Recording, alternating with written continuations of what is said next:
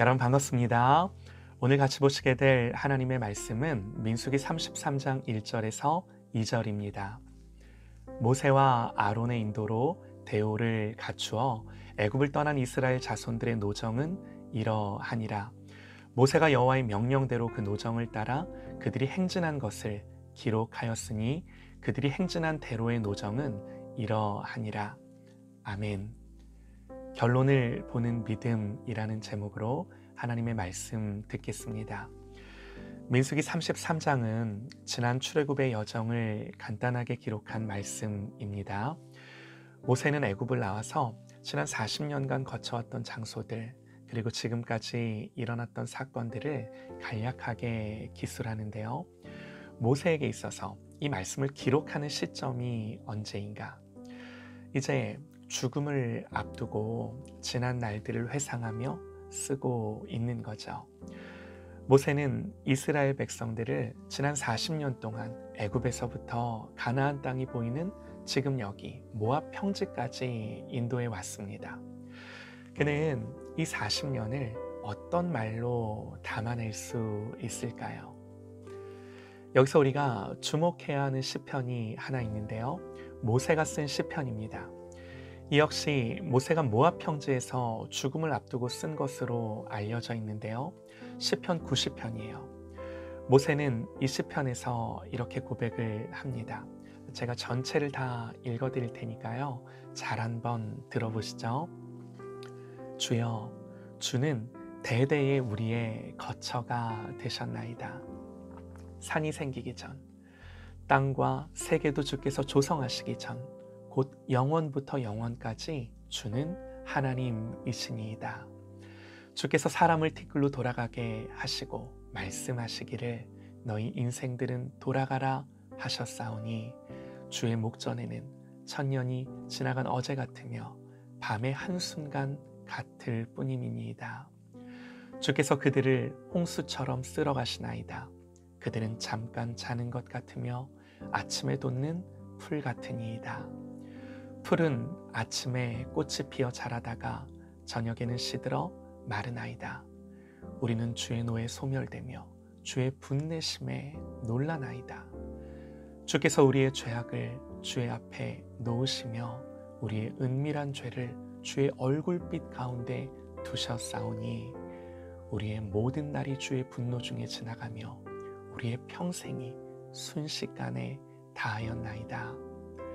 우리의 연수가 70이요 강건하면 80이라도 그 연수의 자랑은 수고와 슬픔뿐이요 신속히 가니 우리가 날아가나이다. 누가 주의 노여움의 능력을 알며 누가 주의 진노의 두려움을 알리이까? 우리에게 우리의 날 계수함을 가르치사 지혜로운 마음을 얻게 하소서. 여호와여 돌아오소서. 언제까지니까? 주의 종들을 불쌍히 여기소서. 아침에 주의 인자하심이 우리를 만족하게 하사 우리를 일생 동안 즐겁고 기쁘게 하소서. 우리를 괴롭게 하신 날수대로와 우리가 화를 당한 연수대로 우리를 기쁘게 하소서. 주께서 행하신 일을 주의 종들에게 나타내시며 주의 영광을 그들의 자손에게 나타내소서. 주 우리 하나님의 은총을 우리에게 내리게 하사 우리의 손이 행한 일을 우리에게 견고하게 하소서. 우리의 손이 행한 일을 견고하게 하소서. 아멘. 여러분, 모세는요 실로 하나님의 노여움과 능력과 이 진노의 두려움을 겪은 사람이었습니다. 많은 사람들이 죄악 가운데 죽어 광야에 묻혔습니다. 수고와 슬픔이 모세의 말대로 정말 가득합니다. 그리고 쏜 살같이 지금까지 왔습니다. 그러나 죽음을 앞두고 이제 하나님의 부르심을 앞두고 결국 모세가 구하는 것은 하나님의 은혜와 긍휼인 거죠. 하나님의 하나님 되심을 인정하며 자기들은 하나님 앞에 아무것도 아님을 고백하며 오직 그 은혜와 긍휼을 구하면서 우리가 우리 손으로 행한 일들을 이제 하나님이 견고하게 해달라고 하나님 앞에 간구하는 거죠. 여러분, 모세에게요, 하나님의 은혜와 긍휼 말고는 더 이상 그의 인생의 결론이 없는 거예요.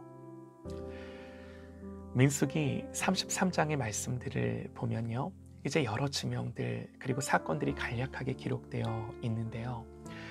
이스라엘 백성이 애굽의 라암셋을 출발하던 날은 애굽의 백성들이 자기들의 장자를 매장하던 날이었습니다.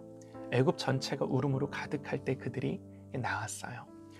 그들이 애굽과 싸워서 나온 것도 아니고요, 야반 도주하듯 몰래 나온 것도 아니었습니다.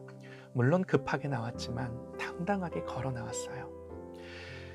이렇게 걸어 나올 때 모세의 마음이 무엇이었겠습니까? 처음에 하나님이 모세에게 바로에게 가라 하셨을 때 모세가 5번을 거절하죠. 결국 그는 양을 치는 목동으로 지팡이 하나 들고 바로를 찾아가죠. 이게 상식적으로 될 일이었겠습니까? 그런데 이게 된 거예요. 모세는 이렇게 기록을 합니다. 그들이 첫째 달 15째 날에 라암셋을 떠났으니 곧 유월절 다음 날이라.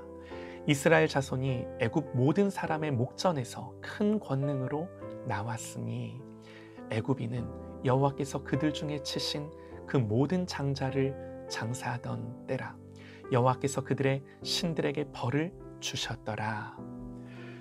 모세는요, 이 라암셋을 생각하며 이 라암셋이라는 지명을 기록하면서 그날 있었던 일들을 생각하며 하나님의 크신 능력을 회상했을 것입니다. 다시금 분명하게 기억했을 것입니다. 그리고 그렇게 애굽을 나와서요, 7절 말씀으로 내려가 보면 비아이롯을 돌아 믹돌 앞에 진을 쳤다 그러는데요. 여러분, 여기가 홍해예요. 그들 앞에는 홍해 바다가 있었고 뒤에서는 이제 바로의 군대와 병거가 쫓아왔음을 여러분 기억할 것입니다. 진퇴양난이었죠. 그때 하나님은 이스라엘 역사 속에서 전무후무한 구원을 행하셨습니다. 바다를 가르고 그들을 마른 땅으로 지나가게 하신 거죠. 그리고 그 홍해를 나와서 마라, 엘림, 신광야, 그리고 르비딤, 그리고 신의 광야, 그리고 기브롯 핫다와 등등등 이루 말할 수 없는 수많은 곳들을 지난 40년의 여정들을 쭉 열거하며 기록하고 있는 거죠. 자, 여러분, 이 출애굽의 노정의 기록에서 우리가 뭘 봐야 하나요?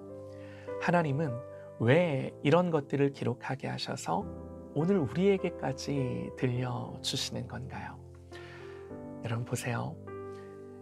이 모든 여정들은 하나님의 관점에서는 목적지가 분명한 여정이었습니다. 하지만 이 길을 걷는 당사자인 이스라엘의 생각 속에는요, 언제나 그 목적지가 분명한 것은 아니었습니다.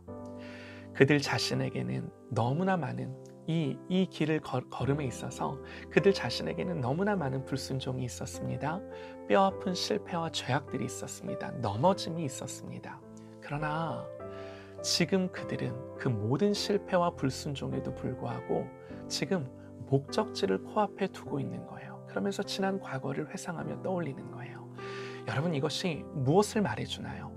다른 것일 수 없어요. 오직 하나님의 신실하심, 오직 하나님의 은혜 아닌가요?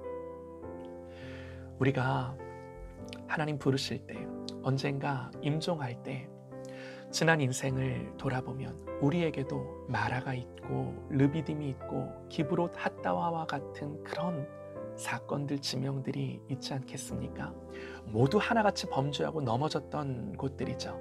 그러나 그럼에도 불구하고 하나님은 이 모든 것을 하나님의 은혜로 덮어주셨고 죽을 수밖에 없는 죄인을 여기까지 인도해 오셨다는 것을, 여러분, 우리가 결국 그 고백, 우리가 살아가는 모든 여정 속에서 결국 하나님의 그 은혜를 고백하며 사는 거 아닌가요? 이게 우리의 고백인 거죠. 우리의 인생은 온갖 죄악과 실패와 불순종으로 얼룩져 있음을 여러분, 우리가 부인할 수 없어요. 어쩌면요, 지금 현재 우리가 처한 상황으로 말미암아 하나님을 원망하고 불평하고 있는지도 모릅니다. 광야의 이스라엘 백성들이 수도 없이 그랬던 것처럼요. 그러나 성경은요, 이 모든 여정들을 지나 여기까지 인도해 오신 하나님을 보여주는 거죠. 우리는 우리의 인생의 여정의 끝을 가보지는 않았으나 이 하나님의 말씀을 기록해 주셔서 우리에게 들려주는 이 말씀을 들음으로 끝까지 신실하신 하나님의 은혜를 다시금 바라보라고, 이 결론을 바라보는 믿음으로 오늘을 여전히 하나님 앞에 신실하게 살아가라고 성경이 우리에게 힘주어 말하는 거죠. 끝까지 하나님을 신뢰하고 의지하고 바라보고 예배하라 말씀합니다. 자, 다시요. 이 출애굽 노정에서, 이 출애굽 노정의 기록에서 우리는 뭘 봐야 하나요? 하나님은 왜 이것들을 기록하게 하셔서 오늘 우리에게 들려주시는 건가요? 사랑하는 여러분, 하나님은 이런 하나님이심을, 성경은 이런 하나님이심을 우리에게 보여주는 거예요. 이 하나님을, 그러므로 이 하나님을 기대하며 불순종과 불신앙으로 사는 것이 아니라 하나님을 예배하며 그 하나님을 전심으로 사랑하는 저와 여러분 되시기를 간절히 소망합니다.